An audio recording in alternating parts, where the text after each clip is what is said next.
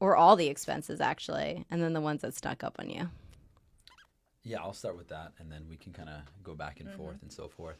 I think that Airbnb is that term where like it's a buzz term. It gets people really excited, Mm-hmm. and I think they underestimate the time and the energy that as a host you have to put in, and especially if you don't have good systems. And I know we'll get into the systems, and then also the expenses that are like all the little things that you don't necessarily amortize, right? So like I renovate these properties, I dump in $100,000, and I'm not going to charge you. Like if the guest breaks something and it's evident, great. Airbnb has coverage for that, and we'll work with the guest or whatever the case may be.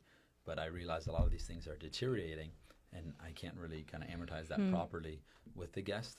And then all the little like expenses as far as time and money that we don't, just managing it, contacting guests, systems, who are doing the runs, errands. Like I think if you do the work prior and if you build the systems, then it's much more seamless.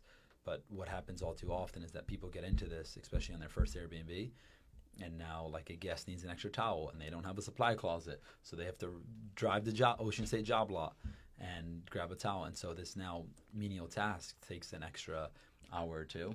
And so really understanding like in order to have a good guest experience, you need to be there for the guest, and you almost need to think ahead of like what will the guest need. And some of the best advice I received, it was from a guest.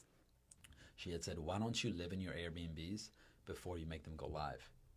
And initially I was like, oh, it's like a one-off, we forgot XYZ.